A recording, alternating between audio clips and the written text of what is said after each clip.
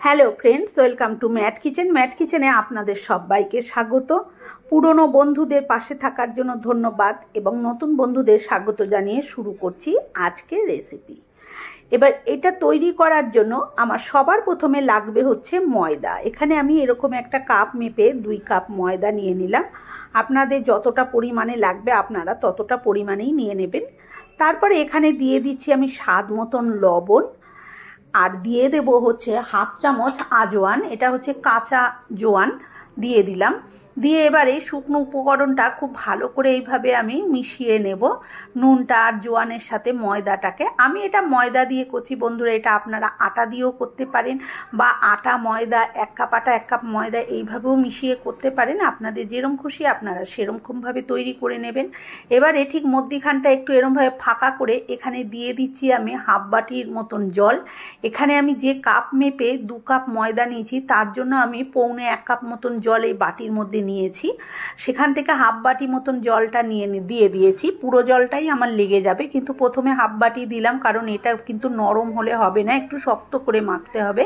আর দিয়ে দিলাম 3 টেবিল চামচ তেল ওই জলটার মধ্যে দিয়ে ভালো করে মিশিয়ে নিলাম। নিয়ে এবারে আমি ময়দার সাথে এটাকে মেখে নিচ্ছি। এবারে খুব অল্প অল্প করে জল দিয়ে যদি লাগে পরে দেব, তবে এই অল্প জল এখন দিলাম। এইভাবে অল্প অল্প জল দিয়ে ওই বাটির জলটা দিয়েই আমি ডোটাকে দেখুন এইভাবে মেখে নিয়েছি। তবে আমার পৌনে 1 কাপ জল যে বাটিতে আমি মেপে নিয়েছিলাম সম্পূর্ণ জলটাই কিন্তু লেগে গেছে। এবারে দেখুন এটা আমি মেখে নিয়েছি, এরকম একটু শক্ত করে মেখে নিয়েছি, মানে রুটি পরোটার মতন যেরকম নরম করে মাখা হয় ওরম না, এটা একটু শক্ত মতন করে মেখে নিয়েছি। এবারে এটাকে আমি ঢাকা দিয়ে রেখে দেবো আধ ঘন্টা মতন। ততক্ষণে আমি পুরটা তৈরি করে নিই। যেহেতু আজকের রেসিপিটি হচ্ছে পুর ভরা কচুরি, তার জন্য এখানে 2 চামচ সর্ষের তেল দিয়ে দিয়েছি। সর্ষের তেলটা গরম হলে দিয়ে দিলাম হচ্ছে গিয়ে একটা তেজপাতা, একটা শুকনো লঙ্কা আর হাফ চামচ 5 ফোড়ন। ফোড়নটা ভালো মতন ভাজা হয়ে গেলে এখানে 1 টেবিল চামচ গ্রেট করে রাখা আদা দিয়ে দিয়েছি। দিয়ে 1 মিনিট মতো নাড়াচাড়া করে নিয়ে এখানে দিয়ে দিচ্ছি কাঁচা লঙ্কা। ঝালটা অবশ্যই নিজেরা স্বাদ অনুযায়ী ব্যবহার করবেন। আমি কিন্তু এখানে 10-12টা কাঁচা লঙ্কা কুচি দিয়েছি। আর দিয়ে দিলাম হাফ চামচ মতন হিং। দিয়ে একটু নাড়াচাড়া করে নিয়ে এবারে এর মধ্যে দিয়ে দিচ্ছি হচ্ছে আমি আলু। আমি যে পুরটা তৈরি করব কচুরি, সেই পুরটা তৈরি করার জন্য আমি আলুটা কিন্তু খুব ছোট ছোট করে এরকমভাবে কেটে নিয়েছি। আপনারা চাইলে লম্বা করেও কেটে নিতে পারেন। আমি এরকমভাবে যেরকম লুডোর ছক্কা হয় তার থেকেও ছোট ছোট করে কেটে নিয়েছি। 2 মিনিট মতো নাড়াচাড়া করে নিয়ে এখানে দিয়ে দিচ্ছি এবারে বিনস। এখানে আমি অনেকটা পরিমাণে সবজি ভাজা করছি, কিন্তু সবটা পরিমাণে সবজি আমার কচুরিতে লাগবে না, অন্য কিছুতে আমি ব্যবহার করব। সেই জন্য আমি যেহেতু একই রকম পদ্ধতিতে ভাজতে হবে তাই আমি একসাথে ভেজে নিচ্ছি। আপনাদের যতটা পরিমাণ লাগবে আপনারা ঠিক ততটা পরিমাণ ভেজে নেবেন। এবারে এখানে আমি 1 বাটি এরকমভাবে কুচো কুচো করে নেওয়া গাজরও দিয়ে দিয়েছি। আলু, গাজর আর বিনস, এখানে আপনারা ক্যাপসিকাম দিতে পারেন, কিন্তু আমাদের ছেলের ক্যাপসিকাম খাওয়া বারণ আছে, সেই জন্য আমি ক্যাপসিকামটা এখানে অ্যাভয়েড করছি। আপনারা তো জানেন যেসব রেসিপিগুলো আমরা তৈরি করি সেগুলো আমাদের নিজেদেরই বাড়িতে খেতে হয়, সেই জন্য আমি এখানে অ্যাভয়েড করে গেছি। আপনারা চাইলে দিতেই পারেন। এবার এখানে দিয়ে দিলাম একটুখানি লবণ। লবণ দিলেই কিন্তু সবজি থেকে একটু জল বেরোয়। দিয়ে ঢাকা দিয়ে দিলাম। মিনিট 2 পর আমি ঢাকনাটা খুলে নিয়েছি। দেখুন সবজিটা কিন্তু কালারটা কীরকম চেঞ্জ হয়ে গেছে। এবার একটু নাড়াচাড়া করে নিয়ে এখানে দিয়ে দিলাম আমি হাফ চামচ মতন হলুদ গুঁড়ো। হলুদ গুঁড়ো আমি বেশি দিচ্ছি না, আর দিয়ে দিচ্ছি 1 চা চামচ হচ্ছে জিরের গুঁড়ো। এবার হলুদ গুঁড়ো আর এই জিরের গুঁড়োটা দিয়ে খুব ভালো করে সবজিটাকে একটু নাড়াচাড়া করে নেব আরও মিনিট 2 এইভাবে।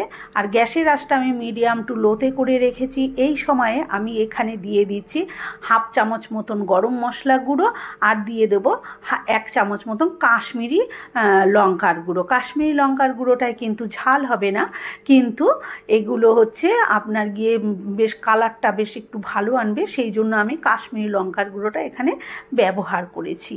এবারে দিয়ে দিচ্ছি 1খানা টমেটো, একদম ছোট ছোট করে দানাগুলো ফেলে আমি কুচিয়ে নিয়েছি। টমেটোটা আগেও দেওয়া যেত, আমি ভুলে গেছিলাম, সেই জন্য আমি টমেটোটা এখন দিয়ে দিলাম।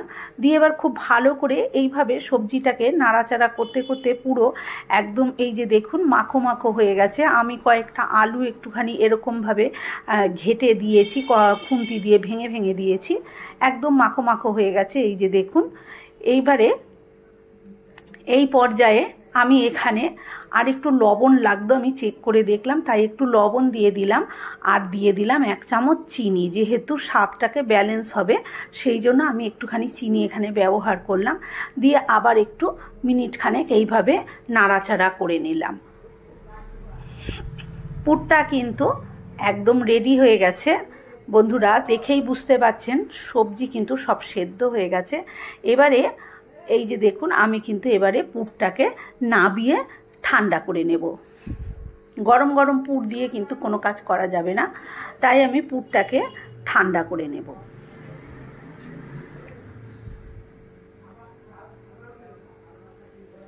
সমস্ত পুরটা আমি নামিয়ে নিয়েছি, ঠান্ডা করতে দিয়েছি। ততক্ষণে যে আমি ময়দাটা মেখে রেখেছিলাম সেটা দেখুন বেশ সেট হয়ে গেছে। তা আমি আরেকটু হাতে করে এভাবে ঠেসে নিয়ে এবারে এর থেকে ছোট ছোট লেচি কেটে নেব। যেরকমভাবে আমরা লুচির লেচি কাটি ঠিক সেরকমভাবে আমি লেচিটা কেটে নিচ্ছি। আপনারা ছোট বড় নিজেদের ইচ্ছা অনুযায়ী করে নেবেন। আমি ছোট ছোট করছি, তা আপনারা বড় বড় তৈরি করতে পারেন, যদিও খাস্তা কচুরি এরকম ছোট ছোটই হয়। এই যে সব লেচি কটা আমি কিন্তু এইভাবে কেটে নিয়েছি। এবারে আমি বেলেও দেখাচ্ছি, দেখুন যে কতটা পাতলা করে এটাকে বেলতে হবে। ভীষণ পাতলা করেই বেলবো। আর আমি এখানে বেলার জন্য কোনো রকম গুঁড়ি ঠুড়ি কিছু কিন্তু ব্যবহার করছি না, বা তেলও ব্যবহার করছি না। আমি এমনিই দেখুন এটাকে কিন্তু এরকমভাবে বেলে নিচ্ছি। ভীষণই পাতলা করে বেলছি। আশা করছি দেখে বুঝতে পারছেন যে এটা কতটা পাতলা করে বেলা হচ্ছে। আর এটা পাতলা করেই বেলতে হবে, যেহেতু তেলে এটাকে ভাজতে হবে। মোটা হয়ে গেলে কিন্তু অনেক সময় লাগবে, ভাজাও ভালো হবে না। সেই জন্য এই যে দেখুন এরকম একদম পাতলা করে আমি বেলে নিয়েছি। এবারে যে পুরটা আমি তৈরি করে রেখেছিলাম সেই পুরটা ওখান থেকে একটু মধ্যিখানে এরকমভাবে আমি দিয়ে নিলাম। দিয়ে এবারে এরকমভাবে তুলে ধরে এইভাবে দেখুন যেরকমভাবে আমরা মোমো মুড়ি সেরকমভাবেই অনেকটা এরকম ছোট ছোট করে কুচি দিয়ে মুখটা ভাঁজ দিয়ে নিচ্ছি, যেহেতু মুখটাকে এখানটা আমাকে জুড়ে দিতে হবে। এই যে এবারে এরকমভাবে ভালো করে একটু চিপে ঠেসে মুখটাকে ঘুরিয়ে দেব। খুব ভালোভাবে এটা কিন্তু করতে হবে, নালে কিন্তু ভাজার সময় এখান দিয়ে ফেটে কিন্তু সমস্ত পুর বেরিয়ে যেতে পারে। এইভাবে ঠেসে দিয়ে এই যে দেখুন এইভাবে একটু হাতে করে এইভাবে চেপে দিলেই কিন্তু তৈরি হয়ে গেল আমার একখানা কচুরি। এই যে এইরকমভাবে আমি সব কটা কচুরি কিন্তু তৈরি করে দেবো। এই দেখুন পেছনটা কেমন দেখতে হয়েছে। এইভাবে আমি প্রত্যেকটা কচুরি এই যে দেখুন তৈরি করে নিয়েছি।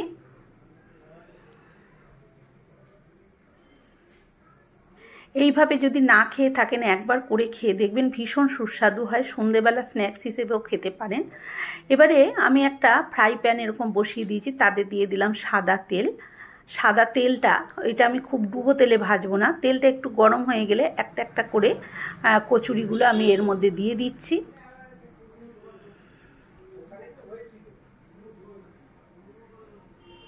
প্রথমে আমি 4টে দিয়েছি, তারপরে একটা পাশ একটু হতে দেব সামান্য, তারপরে এরকমভাবে আমি মিনিট খানেক পরে এইভাবে ঠেলে সরিয়ে দিয়ে এগুলো বাকিটাও আমি এখানে দিয়ে দিচ্ছি। যে কটা আমি করেছি দিয়ে দিচ্ছি, কিন্তু এগুলো কিন্তু দেওয়ার সময় বেশ একটু জায়গা রাখতে লাগবে, কারণ এটা কিন্তু ফুলে যাবে। এবার একটা পাশ একটু হতে দিয়েছি, তারপরে এরকমভাবে আমি উল্টে দিচ্ছি। বেশিক্ষণ রাখা যাবে না, মিনিট 2 একটা পাশ রেখেই আমি এরকম উল্টে দিয়েছি। আর গ্যাসের আঁচটা মিডিয়াম টু হাইতে আছে এই সময়টা। এবারে আমি মিডিয়াম টু লোতে করে দেবো। দিয়ে এইবারে দেখুন একটা পাশ হয়ে গেছে, উল্টে দিয়েছিলাম, দেখুন এবার কিরকম ফুলে উঠছে আর বড় হয়ে যাচ্ছে। এবারে কিন্তু জায়গা কম পড়ে যাচ্ছে, এখানে আর একখানা কম দিলেই ভালো হতো। দেখুন বুঝতেই পাচ্ছেন আপনারা যে এটা কিরকম ফুলে উঠেছে। বন্ধুরা, আমার আজকের এই পুর ভরা খাস্তা কচুরি রেসিপি কেমন লাগলো কমেন্ট করে অবশ্যই জানাবেন। ভালো লাগলে একটা লাইক দেবেন, শেয়ার করবেন। আর আমার চ্যানেলে নতুন বন্ধু হয়ে থাকলে চ্যানেলটি সাবস্ক্রাইব করে নেওয়ার অনুরোধ রইল। পাশে থাকা বেল আইকনটা অবশ্যই প্রেস করবেন, কারণ আমি যখনই কোনো নিত্য নতুন রেসিপি শেয়ার করব নোটিফিকেশন আপনাদের কাছে পৌঁছে যাবে সবার আগে। এবারে যেরকম আমি একটা একটা করে দিয়েছিলাম আগে পরে, সেরকমভাবে একটা একটা করে দেখুন ভাজাগুলো সেরকমভাবে হয়ে গেছে। আমি এইভাবে তুলে নিচ্ছি একটা একটা করে। আর আশা করছি বন্ধুরা আপনারা দেখে বুঝতেই পারছেন এগুলো পুরো গোল গোল হয়ে ভীষণভাবে ফুলে গেছে, খুব খাস্তা হয়ে গেছে। এবারে আমি নামিয়ে নিচ্ছি। এটা আপনারা টমেটো কেচাপের সাথে বা মেয়োনিজের সাথে কিন্তু অনায়াসেই সার্ভ করতে পারেন। আমি যদিও টমেটো কেচাপের সাথে এটাকে খাবো। আজকের মতন এই পর্যন্ত, আবার হাজির হয়ে যাব অন্য কোনো রেসিপির সাথে। ততক্ষণ ভালো থাকবেন, সুস্থ থাকবেন। ধন্যবাদ।